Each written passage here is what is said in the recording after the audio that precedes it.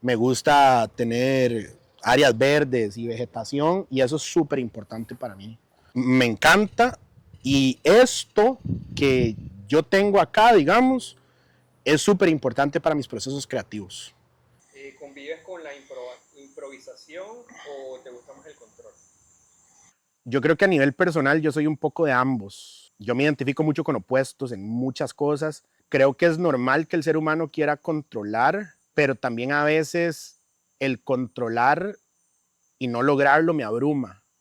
Entonces ahí es donde le doy campo un poco a la espontaneidad y como a tal vez a confiar un poco como en los impulsos o en esas corazonadas que uno tiene, digamos.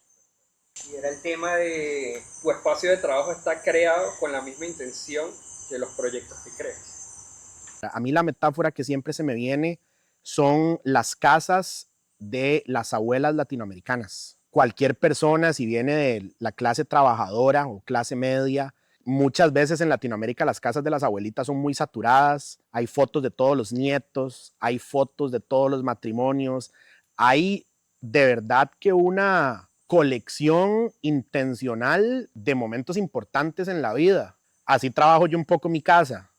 Tal vez la estética es diferente, tal vez estos tokens son diferentes, pero al final es un mismo principio. Es como poder tener ya sea recuerdos o cosas que me motivan, me ponen feliz o me influencian eh, en la casa y que donde sea que yo vaya dentro de mi casa, si estoy en la cocina o estoy en la sala o estoy en otro lugar, vea cosas que me ponen feliz.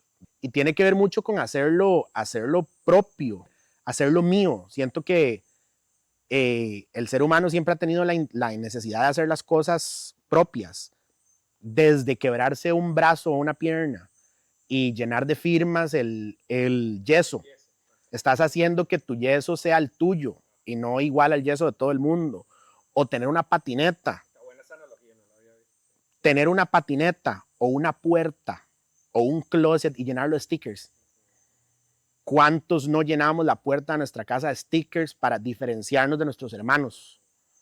Entonces, creo que a veces la gente eh, con temas, no sé, de decorar su casa o personalizarla, como que piensa más un poco en las tendencias que en lo que a ellos les hace felices o en hacer la propia. Yo definitivamente ese es un miedo que no tengo. La relación del arte con las redes sociales, ¿lo ves como una herramienta? Yo siempre tuve la idea de que yo me iba a empezar a exponer en internet cuando yo tuviera 5 obras construidas, no antes. Okay. Yo no quería hacer renders. No estoy juzgando, no estoy criticando, cada quien hace lo que tenga que hacer. Yo no quería. Y yo me esperé hasta tener 5 obras construidas para exponerme en internet. Okay. También hice todo un diseño de marca con una persona que ha trabajado para muchas marcas grandísimas en este país, desde comercio, comida, deporte, hasta inclusive otros estudios de arquitectura. Hablas de branding, el branding que Exacto. hiciste. O sea, ellos me diseñaron todo, el color, los logos, la tipografía, el lenguaje. Yo he tratado primero que todo, porque me encanta, porque me parece que el trabajo que hicieron fue increíble. Ellos hablamos mucho de mi vida personal, de mi paso por la contracultura. Y de hecho recuerdo que la propuesta que ellos me enviaron, el título era Arquitectura Trópico Punk. Sumamente feliz.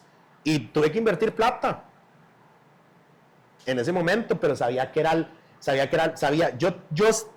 yo sabía, hay corazonadas, yo siempre supe en qué iba a trabajar, cómo iba a trabajar, y yo sabía que tenía que tener 5 proyectos construidos, que iba a invertir en imagen de marca con gente profesional que se dedica a eso, que iba a invertir en fotografía profesional también.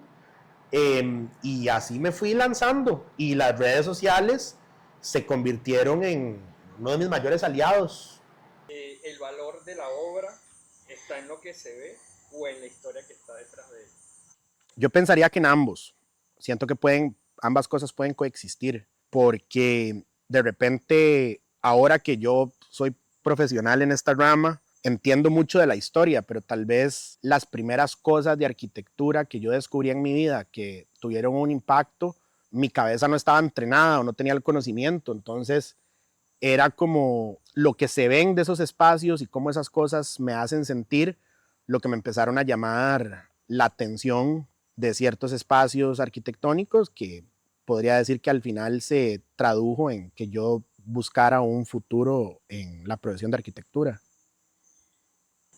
¿Hay diseños que consideras un fracaso o crees que fueron el proceso para llegar a otros? Vamos a ver, sin sonar como a un, no sé, un falso positivismo o algo así, a mí me es muy difícil pensar en un proceso de diseño como un fracaso. En cuanto, y voy a hablar desde mi formación de arquitectura, en la Universidad de Costa Rica, donde yo estudié, uno hace una prueba de aptitud para entrar y yo conservé fotos de lo que yo hice en esa prueba de aptitud y yo las analizo ya estando más viejo. Yo digo, qué locura cómo en ese momento que ni había salido del colegio hice esto, porque me parece que lo que hice tiene mucho valor. Y por otro lado, la primera casa que yo diseñé, de repente no fue el primer diseño, pero fue la primera que se materializó. Al día de hoy yo estoy enamorado de esa casa. Obviamente somos humanos y podemos cometer errores, pero a veces ver las obras como un fracaso, a mí me parece que es algo que viene como desde el ego. Es un fracaso porque no se materializó lo que yo proyecté. A veces eso efectivamente pueden ser errores que uno puede cometer, pero también hay un montón de variables que uno no controla y al final uno no puede imponer. Yo tengo que ser una herramienta que permita a las personas que acuden a mí poder realizar lo que está en las mentes de ellos, porque ellos son los que lo van a habitar, no yo. Yo necesito ser una herramienta y puedo asesorar y puedo dar feedback de qué tal vez cosas son más acertadas y qué no, pero no puedo verlo como algo impositivo. Entonces me parece que pensar en un fracaso viene un poco desde el ego. Efectivamente, hay proyectos que por X motivo hay cosas en el resultado final que a mí me hacen tal vez no documentarlo, ¿verdad? Pero no lo veo como un fracaso. ¿Cómo crees tú que se construye una esencia propia? Eso es algo positivo de la academia. Yo el último año de la universidad lo hice, en la Universidad de Costa Rica había o hay lo que ellos llaman opciones de salida. Okay. Como el último año hay talleres temáticos de diseño. Yo hice uno de arquitectura tropical, arquitectura bioclimática, todo lo que tiene que ver con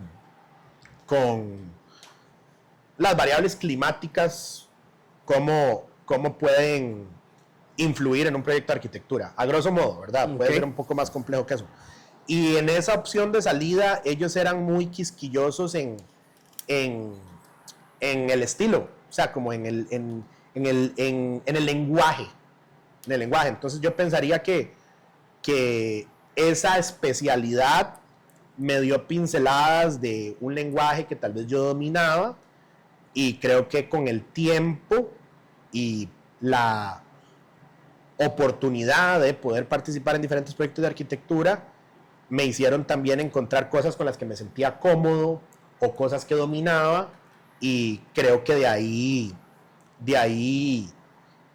viene que hay elementos de proyectos míos que yo no inventé ni mucho menos, pero por eso hablo de las referencias, ¿no? Porque sabemos que somos referenciados. Que la gente ya atribuye a Buitrago, que es el nombre de mi estudio, que es mi apellido. Ya hay elementos que yo utilizo, no los utilizo como receta, los utilizo cuando es justificable hacerlo y cuando sirven a un propósito. Entonces, yo no creo que mi estilo ya esté definido, pero creo que voy por buen camino.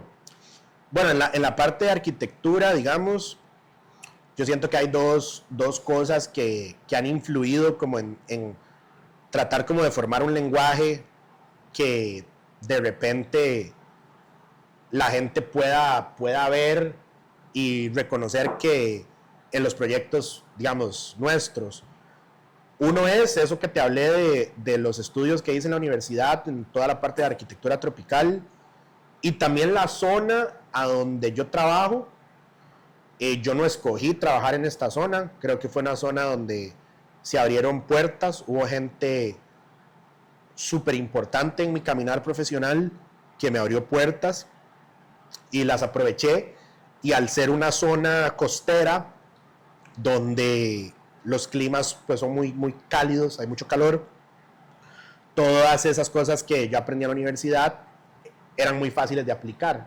Entonces siento que eso influyó, digamos, también en el estilo de arquitectura que yo hago, y como consecuente, por lo cual la gente me busca, ¿verdad?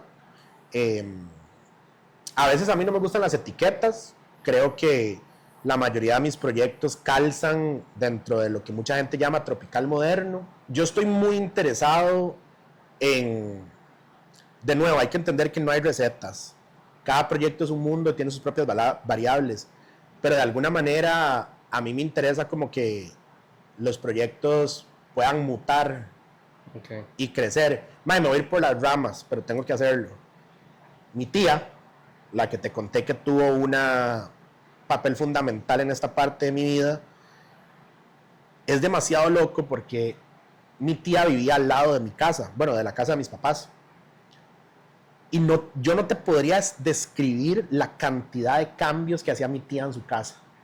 Botaba paredes, pasaba la cocina al cuarto, el cuarto a la cocina, hacía un alto, luego lo botaba. O sea, mi tía, que era enfermera de profesión, ella era una arquitecta frustrada, tal vez. Okay. Porque mi tía personalizaba su casa tantas veces al año, y si quería hacer algo, lo hacía. Contrataba a algún señor del barrio que le ayudara. Y ella expresaba sus ideas lo mejor que podía. Y esa casa, o sea, sufrió tantos cambios, y a mí me parece chivísima. Brutal, sí. Me parece y no estoy diciendo que lo logro, pero es una búsqueda que me siento muy interesado, como poder generar cosas que puedan mutar, que puedan evolucionar, cosas móviles. Me gustan mucho las cosas móviles. En muchos de mis proyectos yo aplico, por ejemplo, parasoles móviles que yo puedo cerrar cuando necesito cerrarlo y me protegen del sol de la tarde, pero si yo quiero estar en ese lugar y ver el atardecer y ver la puesta del sol, nada más lo abro y lo veo. Entonces ese tipo como de cosas que sean versátiles o móviles me interesan muchísimo. Y bueno, vos has visitado ya 2 proyectos míos que trato de descomponer un poquito la caja, en el sentido que los componentes funcionan como un todo, pero hay como una fragmentación de ellos. Es ese tipo de cosas, siento que propicia que el espacio pueda mutar, crecer o cambiar según sus necesidades cambien. Okay. En el futuro, digamos, o se le agregue usuarios o miembros de la familia o algo así. Eso me interesa mucho, y creo que viene mucho de eso que vi pequeño, de visitar a mi tía y ver que lo que era la cocina la última vez que fui, ahora era, no sé, el cuarto.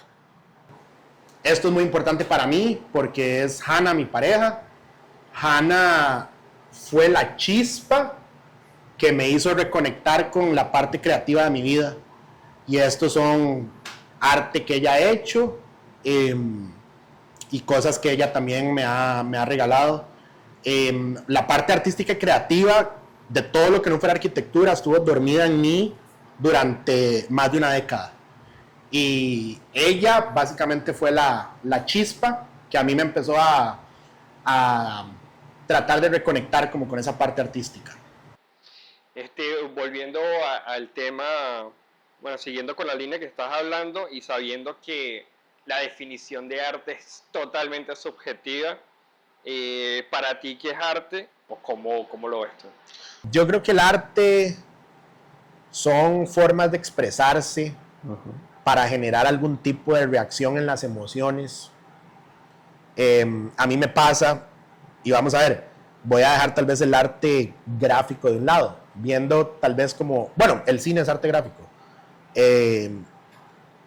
Yo tengo películas o tengo discos que si los pongo puedo llorar inmediatamente. Yo tengo discos y películas que si los pongo me puedo morir de la risa por 1 hora y media o me pongo feliz.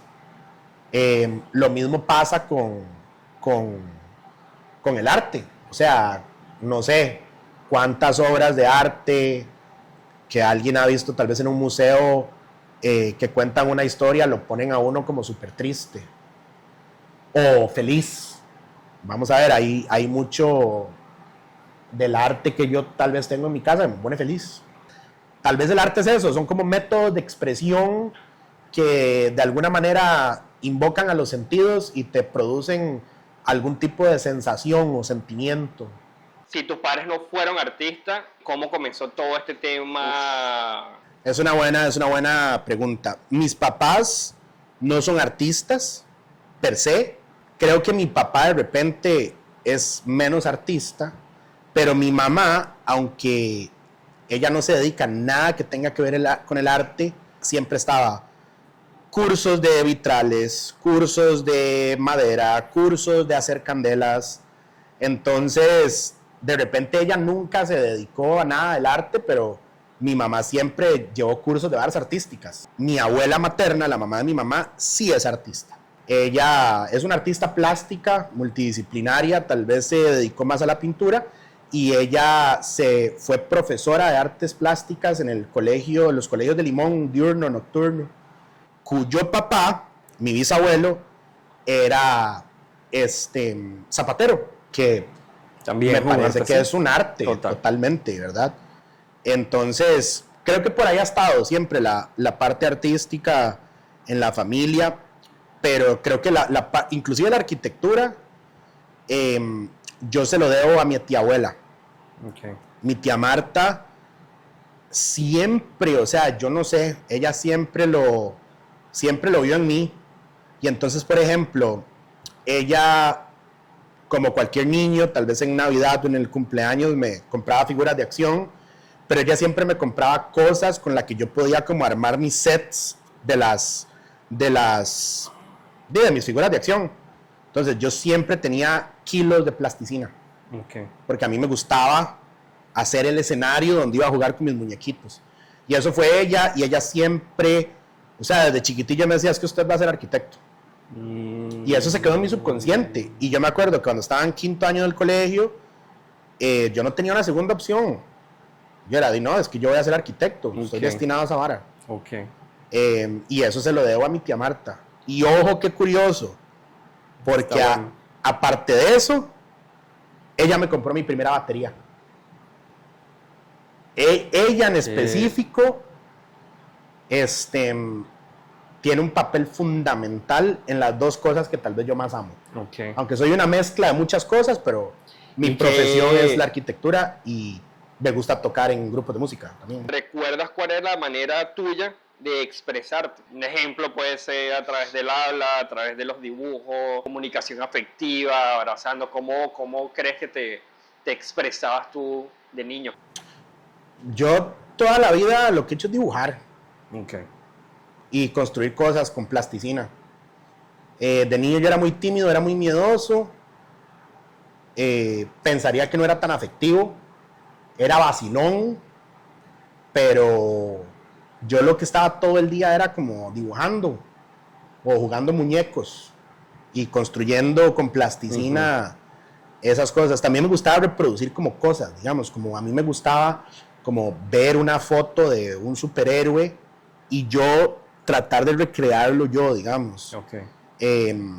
Y también cosas que son tal vez más cliché, que pasaba rayando las paredes de la casa, cosas de ese tipo, pero también en el caso de mi familia, mi tía y mi mamá, creo que siempre me proporcionaban cosas para que yo hiciera eso, hojas, pilots, lápices, plasticina. La plasticina no te regañaban, sino era como te buscaban otras alternativas. Probablemente si rayaba la pared, me regañaban, pero no pasaba a más, digamos.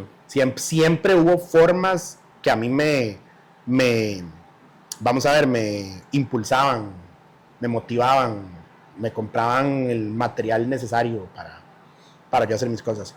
Al momento de elegir los materiales, ¿crees que más allá de su funcionabilidad tienen alguna psicología sensorial?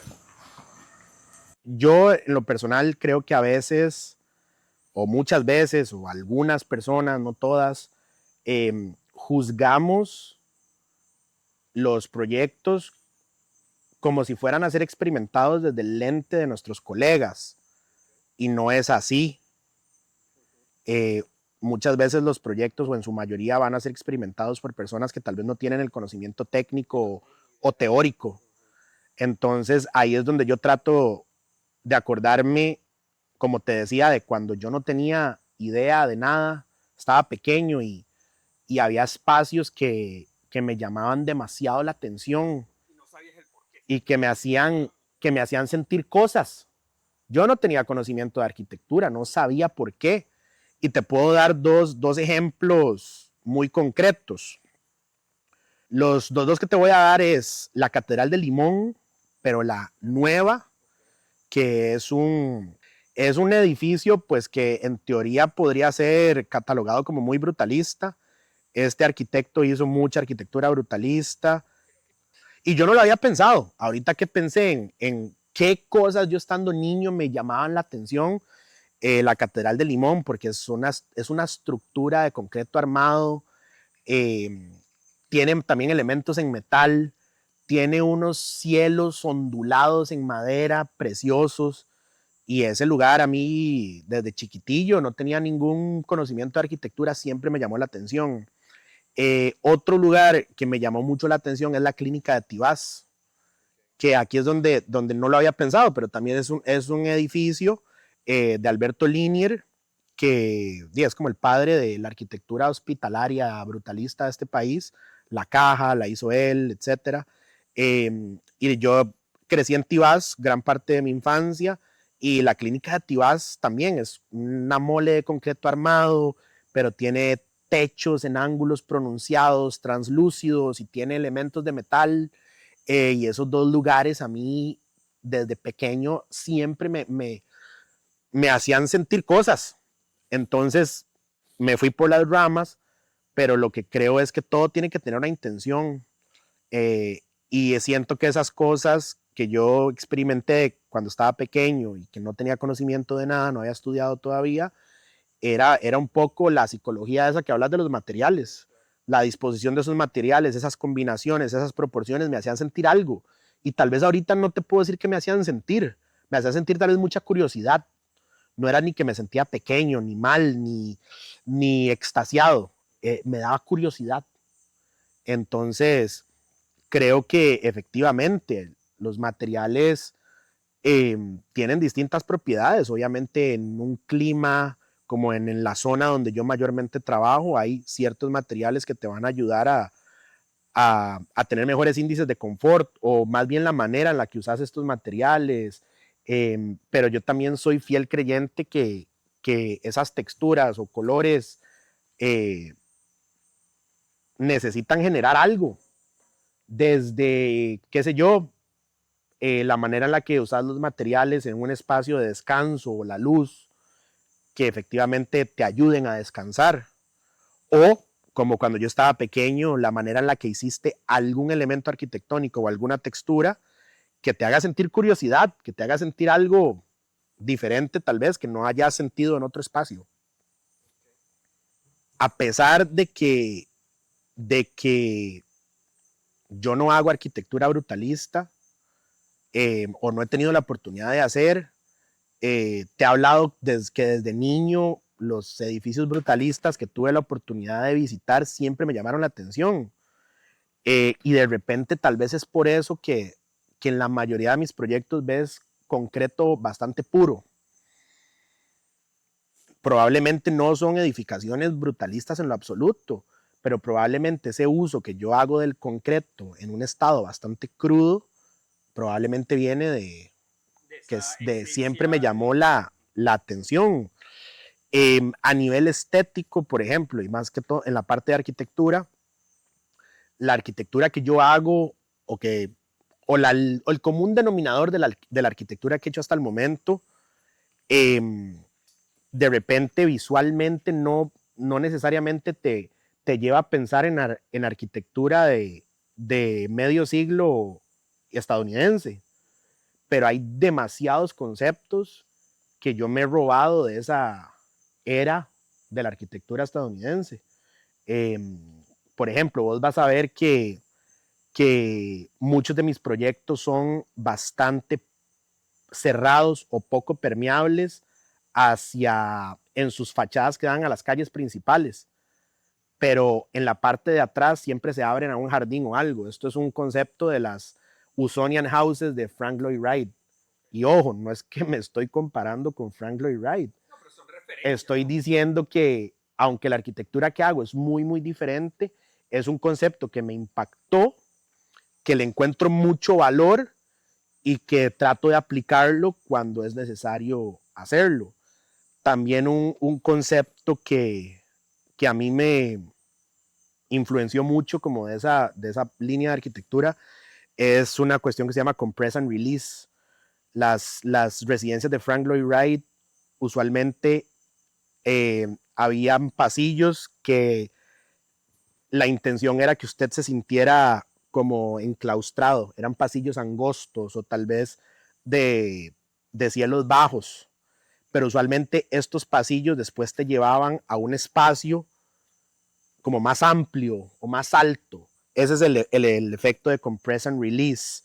De nuevo, nada es una receta que se aplica a todo, pero ese concepto yo lo he aplicado en varios proyectos de arquitectura tal vez más playera o más de costa o más tropical, por ponerlo de alguna manera.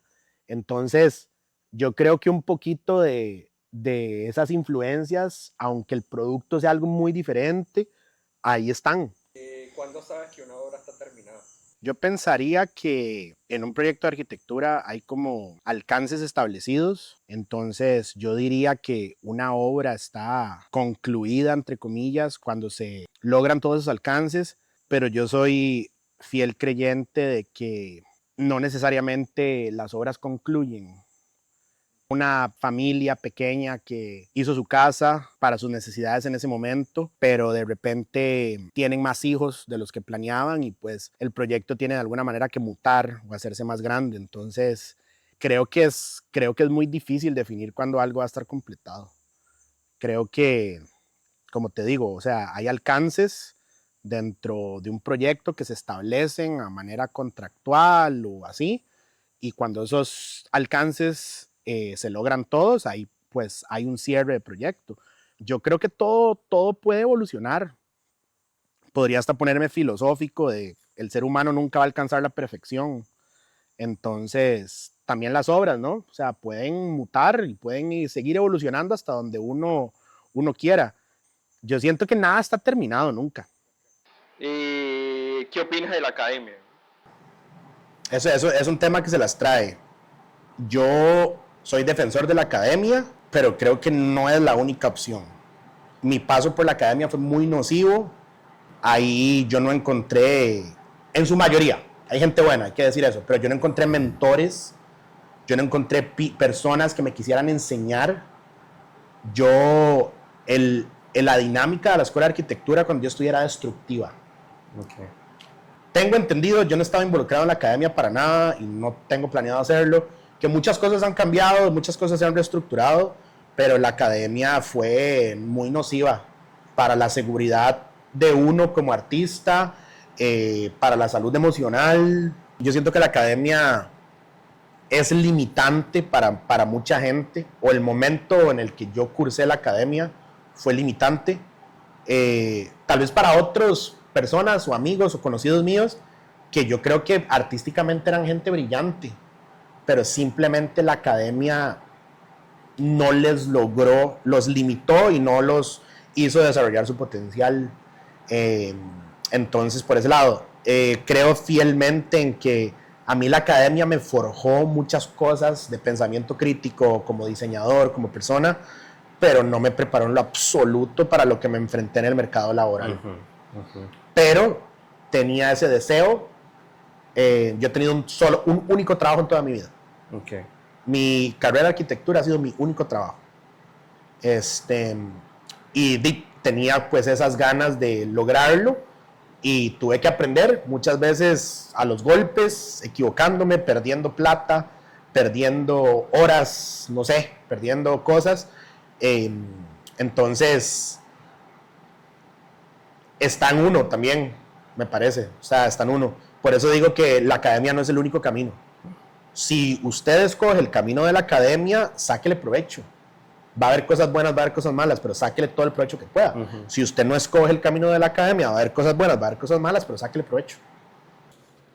Este es muy importante para mí también porque lo hice en una reunión de amigos con mi amiga Paula y mi amigo Pastel, que es un artista increíble. Y yo ahora decía que Hannah fue la chispa que me hizo reconectar con el arte y la parte creativa. Esta sesión y visitar el estudio de mi amigo fue la chispa que me hizo tomar el arte tal vez un poquito más en serio y exponerme más.